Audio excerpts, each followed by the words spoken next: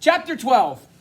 I'll get it, I yelled as the phone rang out. I threw the dishcloth onto the counter and ran for the phone. We'd just finished delivering the papers and were finishing up the breakfast dishes we'd left behind that morning. Hello, I said as I picked it up. Hello, is this Jack? Asked a man's voice. I didn't recognize it. No, this is George. I'll go and get... That's all right. This is Bill. Bill? My heart rose into my throat. Bill from the place? Did I make such a poor impression that you've almost forgotten me? No, I just wasn't expecting you to call us. I told you we'd be in touch. Now go and get your brother so I can talk to both of you. Sure, yeah, right away. I dropped the phone and ran toward the kitchen. Jack, come quick, I yelled at the top of my lungs. What's wrong? Jack looked annoyed. It's Bill, I said, my voice barely a whisper. Bill? Bill from the you-know-what? Jack asked, lowering his voice. I nodded my head. What does he want? He said he wants to talk to us. Jack rushed back and picked up the phone. Hello? Yep. Yes? He nodded his head as he listened to words I couldn't hear. Now? Jack asked. He seemed surprised. That one word took my breath away. I had no idea what they were saying, but whatever it was, it obviously couldn't wait. Okay, sure. We can do that. Bye. Jack placed the receiver in its cradle. Go and make sure the front door is locked, he told me. Why? Because Mom always likes us to lock the front door when we go out. Out where? I asked anxiously. Jack smiled. I'm not entirely sure.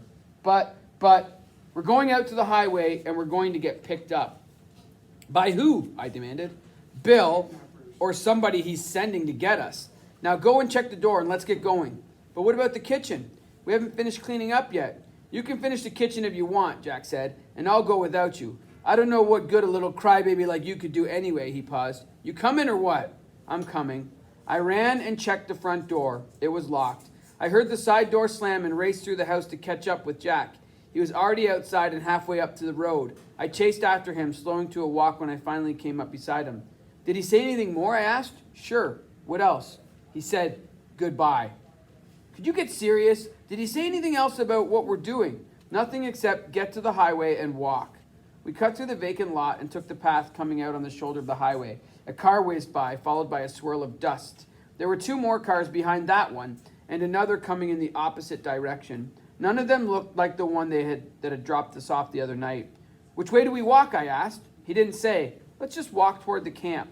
We started walking along the shoulder of the road, facing the oncoming traffic. A big truck rumbled toward us, and I turned my head slightly to avoid the dust and gravel. We kept trudging along as car after car passed. Maybe we should have gone in the other direction. I don't know, Jack said. Are you sure he didn't say anything else? I'm sure. Almost as sure as I am that I wish I'd left you at. A car tooted its horn and we looked up. It was Chief Smith in his police cruiser, and as he passed, he waved at us. Had Bill sent the chief to get us? The car didn't even slow down as it continued along the highway. For a split second, I thought he was the one we were meeting, Jack said, voicing my thoughts. That would have surprised me so much that it wouldn't even have surprised me, I said. What does that mean? Jack asked. I don't think I understand anything that's been going on. And just as I think I do understand something, I find out I'm wrong. Jack started to laugh. I thought it was only me who felt that way, and my brother suddenly stopped mid-sentence. Up ahead, a dirty truck slowed down and pulled off to the side of the road. Is that them? I asked. In answer, the back door of the truck popped open and Bill leaned out. Hurry up before somebody comes, he yelled. We both raced up and leaped into the truck. He slammed the door behind us, and before we could even settle down on the seats, it started moving again. I grabbed onto the side of the seat to stop myself from being thrown backwards. Besides Bill, there was a driver and another man in the back. I'd never seen either of them before. We thought we'd gone the wrong way, Jack said. We had to wait until there was nobody else on the highway, Bill said. That was the fourth time we'd passed you. We were heading in one direction when the chief of police honked his horn at the two of you. How does he know you boys? He really doesn't, Jack said. He was just talking to us one day. Do you know about him, I asked. We know a lot of things, he said cryptically. Just what did you mean specifically? I mean that his family name is really Schmidt, and he's of German descent. I could tell that Jack hoped he was giving them information they didn't have, but he was out of luck. It's our business to know that kind of thing, and it pays to be observant. He turned around in his seat to look at us. You must be wondering why we asked you to meet us. You said there was something you wanted to talk to us about, Jack said. Do you think you could do me a favor? Sure, no problem, Jack said eagerly. Definitely, I agreed. I thought you boys were smarter than that. Jack gave him a questioning look. It's wise to never agree to do anything you haven't heard yet. Want to hear about it? We both nodded our heads in agreement. I was hoping you could deliver a package for me. This package, he said, tapping his hand against the bag that sat at his side. Sure we can, Jack stopped himself. What is it? Bill started to laugh. Now that's much better. It's a bomb. A bomb? I gasped. And I want you to deliver it to the DIL plant. I felt a terrible rush of fear and confusion. We can't do that, I blurted out. We won't do that, Jack growled. What was going on? He was asking us to deliver a bomb to the place where our mother worked. He wanted us to help him blow up the plant and, oh, I imagine I should have mentioned that it's a fake bomb. Here, have a look, he said as he opened up the bag. Inside there were a few wires and a large chunk of clay. It's clay, isn't it? Like they used on the railroad bridge, Jack said. Yep, that's right. You did witness some of our men practicing the demolition of the trestle. I still don't understand why you use clay. Wouldn't it be better to use something that looks like sticks of dynamite? Jack asked. It would be if we used dynamite for our explosions. We use plastique. What's plastique? It's a powerful new form of explosive.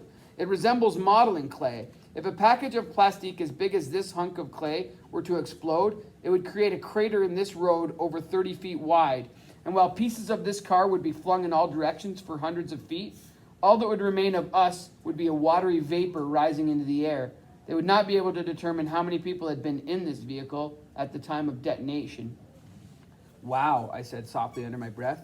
I've never heard of it, Jack said. That's not surprising. It's very new. Our men are still getting used to it. Last winter, some of them used plastique to blow up an ice dam that had formed on the creek, used far too much of it, and blew out windows for miles around. We heard about that, I said. You did? He asked, surprised. Our records show you didn't move here until well after that incident. Mr. Crum told us, I explained. Mr. Crum knows a great deal, he said, and he didn't sound happy about it. So would you like to know why we're asking you to bring this fake bomb into the DIL plant? Yeah, why? Jack asked. Part of our job is to find ways to destroy enemy targets. We need practice targets. At the same time, we have many sites that enemy agents might wish to destroy. By trying to blow up these targets, we not only practice our skills, we also learn how vulnerable our targets are to actual enemy attack. We then tell them how to improve their security so they will be better protected. So it's like playing war? I asked. It's not that simple, Jack argued. Actually, it is. Our men are always playing war. You've done this before? Oh my heavens, I think we've attacked the DIL plant more than 30 times. It's one of our favorite targets because it's a prime location for enemy sabotage. And when you attack it, do you always get in? Jack asked. Not always, but many times we have, and then they adjust their procedures and make it impossible, or at least much more difficult, to breach security in that manner. And you want us to break in? I asked hesitantly. Certainly not, Bill said. Breaking in could be quite dangerous. Their guards are well armed. But didn't you say you wanted us to deliver it? Yes, but you're not going to break in. We want you two to walk right in the front gate. Let me explain. I watched the panel truck drive down the road and get smaller and smaller until it disappeared. Up ahead was the hulking form of the DIL plant. It was big and gray and topped by smokestacks billowing up clouds of dark smoke. All around the plant was a high metal fence topped by strands of barbed wire, and all along the fence at regular intervals there were poles with lights on top. At night, when the lights were turned on, the grounds were as bright as day, and we could see the glow in the sky from our house almost 5 miles away. I couldn't imagine how anybody could ever break in there without being seen. We walked cautiously along the fence. Jack carried the paper bag tucked under his arm. At the driveway leading to the main gate, there was a big guardhouse and a gate with a long striped arm blocking our way. I'll do the talking, Jack muttered to me as the guard stepped out of the guardhouse. Hello, boys, what can I do for you? Our mom forgot her lunch this morning, Jack said, holding the bag up. She called at breakfast and asked us to bring it to her. Who's your mom? He asked. Betty Braun. We came as fast as we could, but it's a long way to walk, I threw in. My brother shot me a murderous glance. How far did you come? The guard asked. All the way from Whitby, Jack told him. My goodness, that was mighty nice of you boys to come all this way. Can we give it to her? I asked innocently. It's almost lunchtime and we have to walk all the way home again. Maybe I can make arrangements for you to get a ride on one of the trucks leaving here, he said. They're not supposed to pick up people, but maybe I can convince one of the drivers to bend the rules a little. That would be great, Jack said. I'll see what I can arrange while you boys go and deliver your mother her lunch. Do you know which section she works? She works in J section. That's close. You go straight through the front door and take the corridor on your left. Look for the signs. You'll pass by sections N, M, L, and... That's okay. We know exactly where we're going, Jack said, cutting him off. Hurry right back. I think there's a truck getting ready to leave in 30 minutes. Thanks, we will, Jack said as we scurried around the big bar and walked toward the building. Once we were out of sight, Jack slugged me on the shoulder. You were supposed to keep your mouth shut.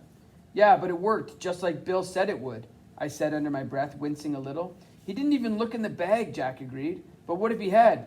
Then we would have done what Bill said and told him to call the head of security and have him call Bill. Jack held open the big door at the front. The foyer was empty. Off to the left was the corridor leading to where our mother was working. We turned to the right. There was a set of stairs and we started to climb, just as Bill had told us to do. We circled around and around and around, climbing to the top, 4 stories up. There was a door there, and on the glass in large letters was the word security.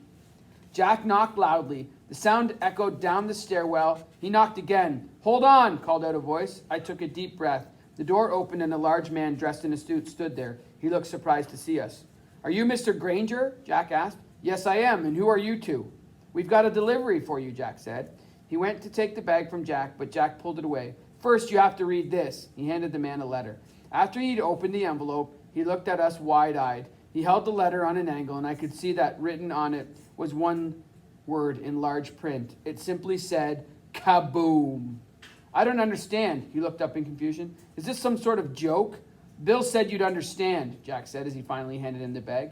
Bill sent you? Us and the bag. He opened up the bag and slowly shook his head. Clay.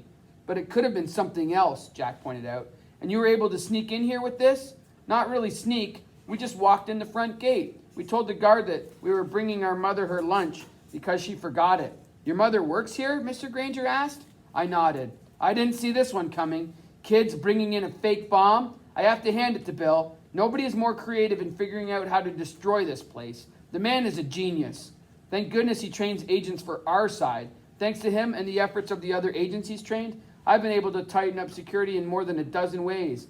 He paused. Do you think you two could do me a favor? It depends, Jack said, turning and giving me a wink. Depends on what? Mr. Granger asked. What the favor is, Jack explained. It's not difficult. I was just hoping you could deliver something to Bill. It depends on what it is, I said. It was my turn to wink at Jack. Mr. Granger walked over to a filing cabinet and opened the bottom drawer. He pulled out a box. These. What's in the box? Jack asked. I wondered if it was another fake bomb. Open it up and have a look, he said. Jack removed the lid. It was a box of cigars. These are Bill's favorites, and he and I had a bet on whether or not he could infiltrate the plant this week. I lost again. The phone on Mr. Granger's desk rang, and he reached over and grabbed it. Hello? I was wondering how long it would be until I heard from you. Mr. Granger moved the phone away from his face and mouthed, It's Bill. Yes, they are very nice young men, and I'll make sure that nobody here at the plant discovers the role they played. As far as the guard is concerned, they were only here to deliver a meal to their mother. Mr. Granger listened as Bill spoke. Don't rub it in. I've already given the cigars to the boys to deliver to you. Again he listened, nodded his head, and then turned to us. Bill will pick you up on the highway on the way back to Whitby. We already have a ride, I said. You do? The guard is arranging for us to get a lift with a truck heading out of the plant, Jack explained. Mr. Granger laughed out loud and then picked up the phone again. Apparently your two agents have not only successfully blown up the plant, they've convinced one of our guards to break regulations and provide a getaway vehicle to escape the scene of the crime. These are definitely two of the best agents you've sent my way. I think they could easily break into your camp. Again, Mr. Granger listened while Bill spoke. Then he laughed. I'll take that bet. Double or nothing. Why don't you tell them? Mr. Granger passed the phone over to me. Hello, Bill. This is George. Hello, and congratulations to both you and your brother. You did an excellent job, first class. Thanks. We just did what you said. The best agents are often those who listen to their instructors the most closely. I was hoping that you could follow one more instruction. Could you bring me the cigars?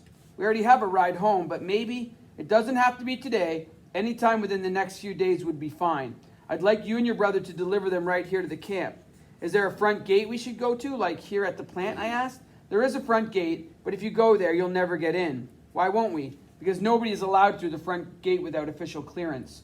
But you want us to come. I want you to try to come. That's the subject of a little bet that Mr. Granger and I have just made. He believes that you and your brother could break into the camp. If you can successfully deliver these cigars to the main house, then he will win. Are you interested in trying? I need to ask Jack, I said. I put the phone down to my side and turned to my brother. Bill wants us to try to break into the camp. Do you want to do it? Go on, give it a shot, Mr. Granger urged. They try to break into their own camp even more often than they try to break in here. It can only help security. When? Jack asked. Anytime in the next few days, I said. Tell him we'll do it, Jack said, if he has a soda waiting for us both when we get there. I smiled and picked up the phone. Jack said that. I heard him, Bill laughed. 2 sodas will be waiting at the officer's residence. Take care and good luck. Thanks, I said, and I returned the telephone to the cradle. Thank you for taking up the challenge, boys, Mr. Granger said. Now, all you need is an advantage. What do you mean, Jack asked. Surprise is the advantage you need. He's expecting you in the next few days. How about if you try to sneak into the camp in the next few minutes? I am proposing that we leave, climb into my car, and I can have you at the edge of the camp within 15 minutes. What do you think? I think that might work, Jack said. But could you drive us to our house first? We have to pick up a couple of inner tubes.